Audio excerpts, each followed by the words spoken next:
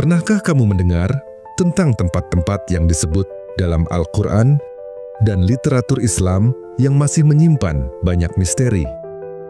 Beberapa di antaranya diyakini sebagai lokasi nyata, sementara yang lain mungkin hanyalah simbolisme yang menggambarkan sesuatu yang lebih dalam.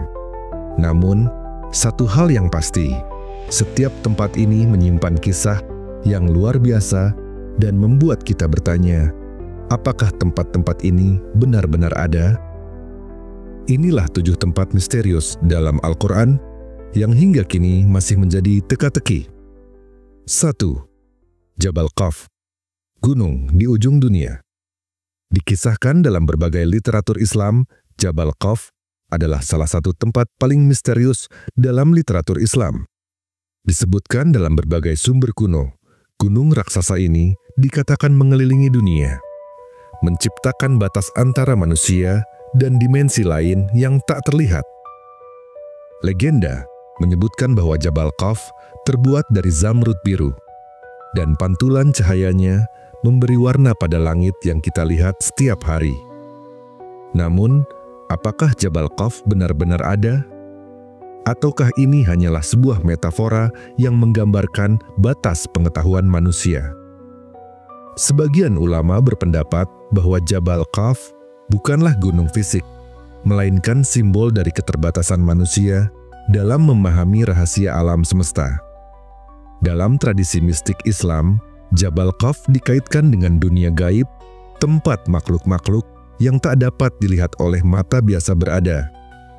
Konsep ini serupa dengan gagasan dalam banyak mitologi lain tentang batas antara dunia manusia dan dimensi yang lebih tinggi. Namun ada juga spekulasi bahwa Jabal Qaf mungkin merujuk pada pegunungan yang nyata, tetapi belum ditemukan atau tersembunyi dari pandangan manusia modern.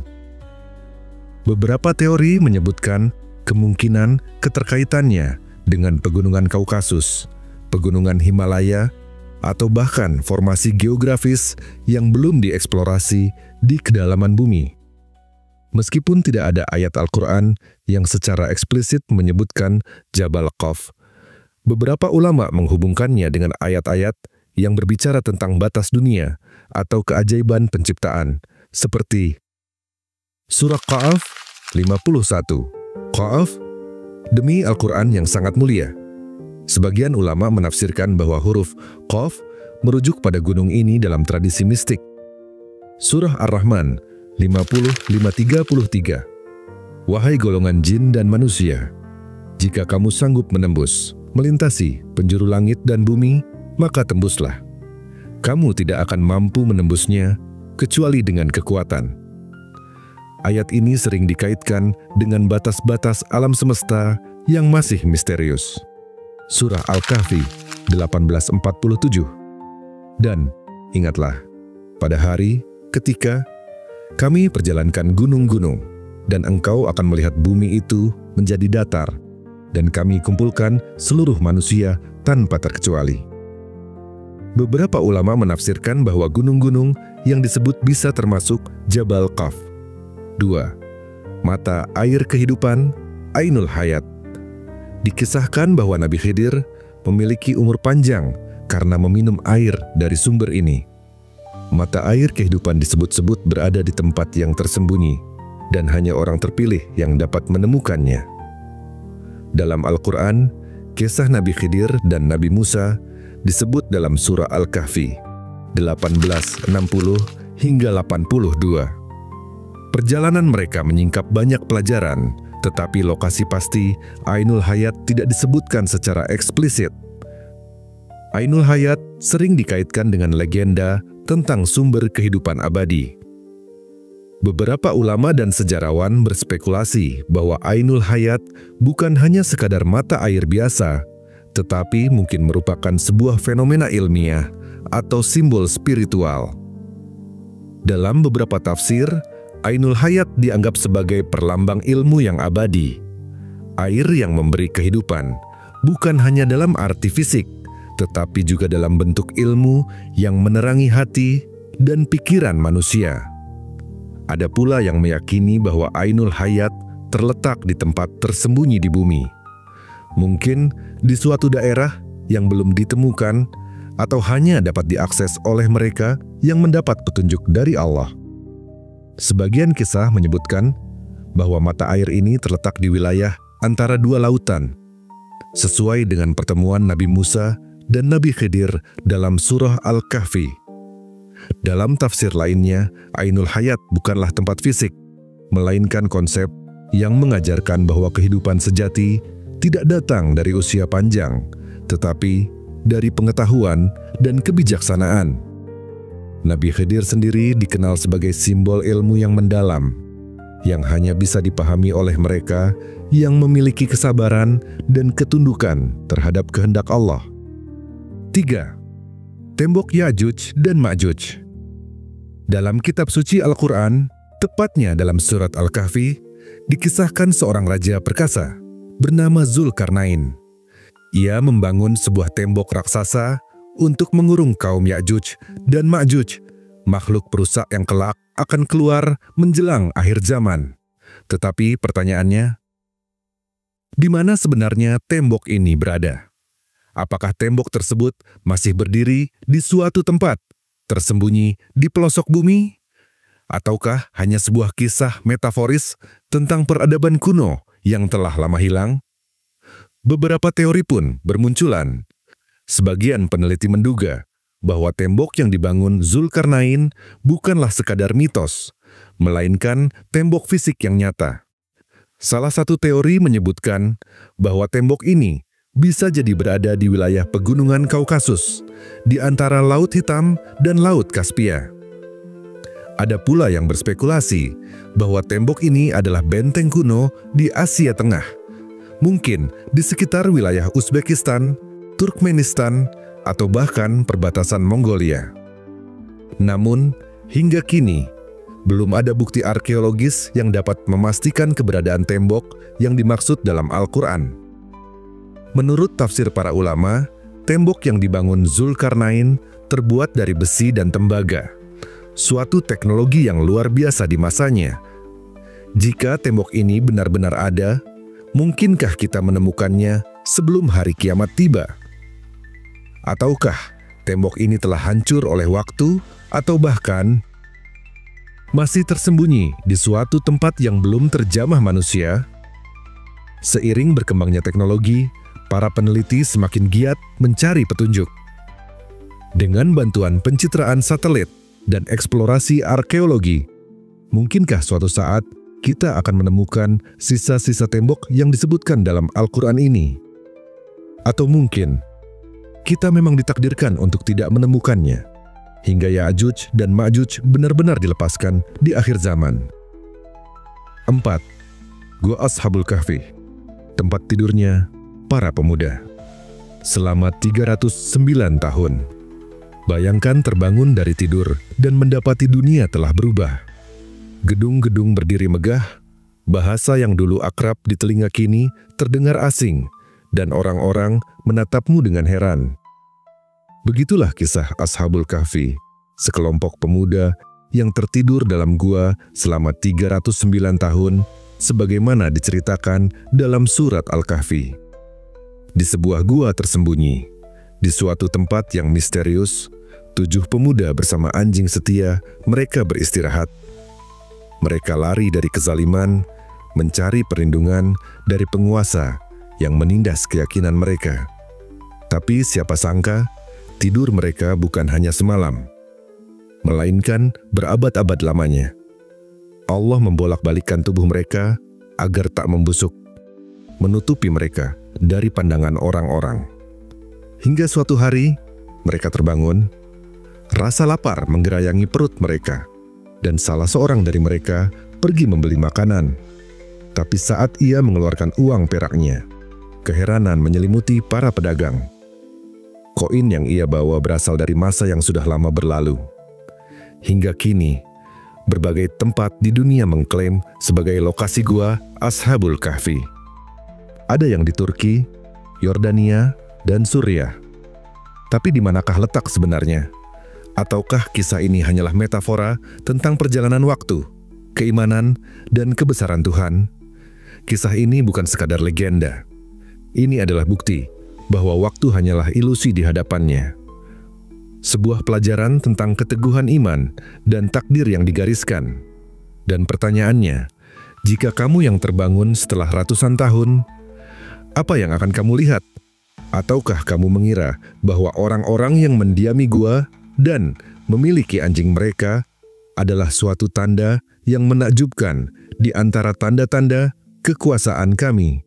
Ingatlah, ketika para pemuda itu berlindung ke dalam gua, lalu mereka berdoa, "Wahai Tuhan kami, berikanlah rahmat kepada kami dari sisimu dan sempurnakanlah petunjuk yang lurus bagi kami dalam urusan kami ini." Kelima, kaum Ad dan Atlantis yang hilang. Kaum Ad disebut dalam Al-Quran sebagai bangsa yang diberikan kekuatan luar biasa, tetapi mereka menjadi sombong dan menolak kebenaran. Mereka tinggal di kota yang megah, Iram Zatil Imad, yang digambarkan memiliki pilar-pilar tinggi yang belum pernah dibangun oleh kaum lain. Namun, karena kesombongan mereka, Allah mengirimkan angin yang dahsyat selama 7 malam dan 8 hari, menghancurkan mereka hingga tak bersisa. Surah Al-Fajr 99, 6-8 menyebutkan, "Apakah kamu tidak memperhatikan bagaimana Tuhanmu berbuat terhadap kaum Ad, yaitu penduduk Iram yang mempunyai bangunan-bangunan yang tinggi, yang belum pernah dibangun suatu kota. Seperti itu di negeri-negeri lain." Di sisi lain dunia, filsuf Yunani Plato menuliskan kisah tentang Atlantis, sebuah peradaban maju yang hilang dalam bencana besar. Atlantis digambarkan sebagai bangsa yang kuat dan kaya, tetapi karena keserakahan dan moral yang merosot, mereka dihancurkan oleh banjir besar dan gempa bumi. Beberapa peneliti dan arkeolog menghubungkan kedua kisah ini. Ada yang berspekulasi bahwa Atlantis bisa jadi adalah nama lain dari Iram Zatil Imad. Keduanya memiliki kemiripan, peradaban besar yang lenyap secara misterius setelah murka alam menimpa mereka. Beberapa teori bahkan menyebutkan bahwa reruntuhan kota ini mungkin tersembunyi di bawah gurun pasir Arab atau di dasar laut. Pada tahun 1992, citra satelit NASA menemukan struktur yang diyakini sebagai reruntuhan kota di Gurun Rub al-Khali, yang sesuai dengan deskripsi Iram dalam Al-Quran. Sementara itu, pencarian Atlantis terus berlanjut di berbagai lautan, dari Laut Mediterania hingga Samudra Atlantik. 6. Istana Ratu Bilqis yang tertenggelam. Di tanah yang kini dikenal sebagai Yaman, berabad-abad lalu berdiri sebuah kerajaan megah yang dipimpin oleh seorang ratu, yang namanya masih dikenang hingga kini, Ratu Bilqis. Keindahan kerajaannya dan kecerdasan sang ratu telah menjadi legenda yang abadi dalam sejarah. Namun, salah satu kisah paling misterius tentangnya adalah keberadaan sebuah istana megah yang dikunjungi oleh Nabi Sulaiman. Dalam kisah yang termaktub dalam berbagai sumber sejarah dan kitab suci, disebutkan bahwa istana ini memiliki lantai kaca bening yang menyerupai air. Ketika Ratu Bilqis melangkah masuk, ia sempat mengangkat gaunnya karena mengira sedang berjalan di atas air. Keajaiban arsitektur ini menggambarkan kemegahan yang luar biasa, sebuah simbol kejayaan kerajaan Saba. Allah Subhanahu wa Ta'ala berfirman dalam Al-Quran tentang pertemuan Nabi Sulaiman dan Ratu Bilqis dalam surah An-Naml ayat 44. Dikatakan kepadanya, "Masuklah ke dalam istana." Maka ketika dia melihat lantainya, dia mengira itu adalah genangan air, dan dia pun menyingkapkan betisnya. Maka Sulaiman berkata, "Sesungguhnya ini hanyalah lantai istana yang dipenuhi dengan kaca." Dia, Bilqis, berkata, "Ya Tuhanku, sesungguhnya aku telah menzalimi diriku, dan aku berserah diri bersama Sulaiman kepada Allah, Tuhan semesta alam."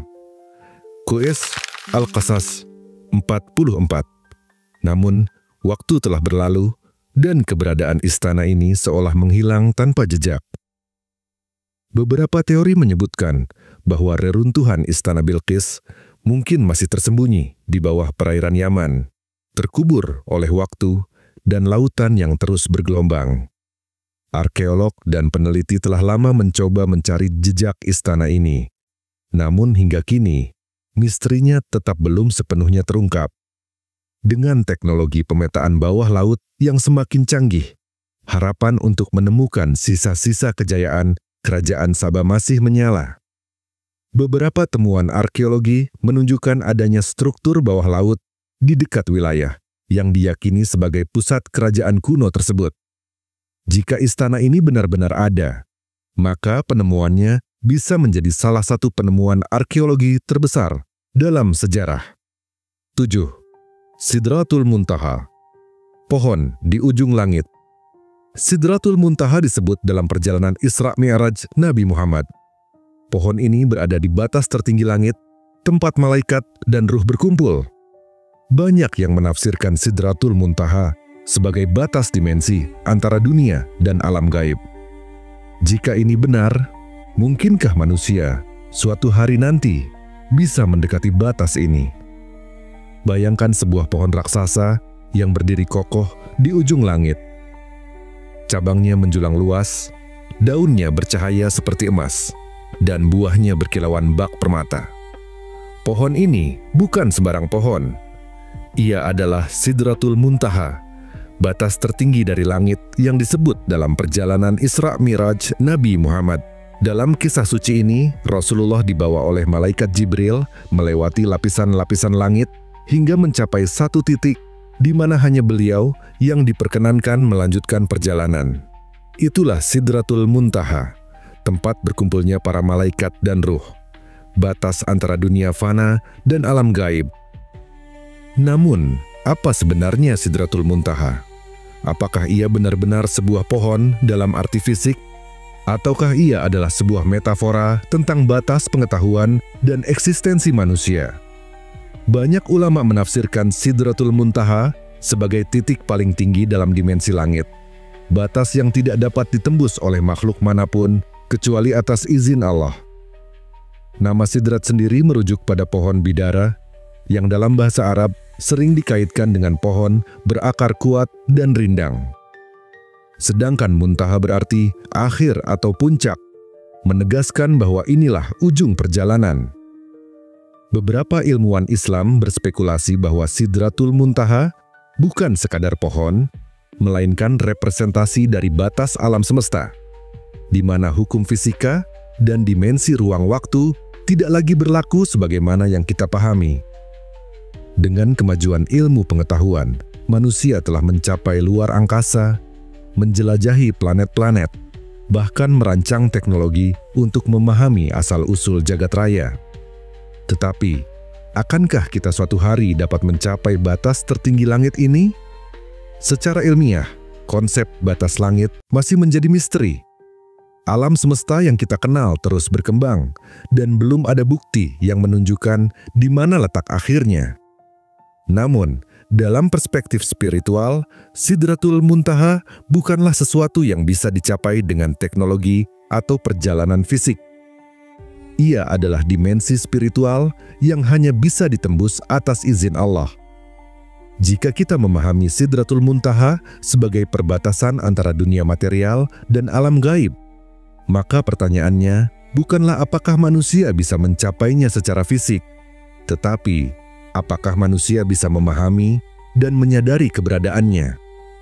Seperti yang telah dikatakan dalam Al-Quran, dan sesungguhnya dia, Muhammad, telah melihatnya, Jibril, pada waktu yang lain, yaitu di Sidratul Muntaha. Di dekatnya ada surga tempat tinggal. Sidratul Muntaha bukan sekadar pohon di ujung langit. Ia adalah simbol keterbatasan manusia di hadapan kebesaran Allah, sekaligus pintu menuju dimensi yang hanya bisa dicapai oleh mereka yang diberi izin. Lalu, jika ini benar, apakah manusia suatu hari nanti bisa mendekati batas ini? Ataukah ini adalah pengingat bahwa ada hal-hal yang tetap berada dalam ranah yang tak bisa kita capai? kecuali dengan keimanan dan ketakwaan. Misteri ini tetap terjaga, menantang akal dan keimanan kita untuk terus bertanya, tanpa pernah melupakan bahwa di balik segala pencarian, ada yang Maha Mengetahui yang telah menetapkan batas bagi setiap makhluknya. Dari semua tempat ini, mana yang menurutmu paling mungkin ditemukan? Ataukah semuanya hanyalah simbolisme dengan makna lebih dalam?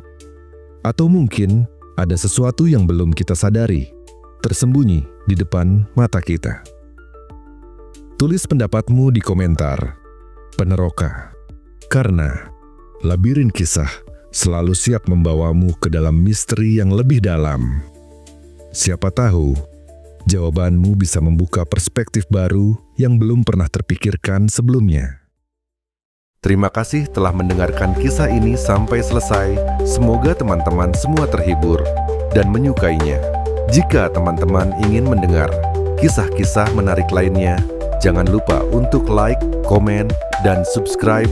Dukung terus channel ini agar lebih berkembang dan memberikan konten-konten menarik lainnya. Labirin Kisah.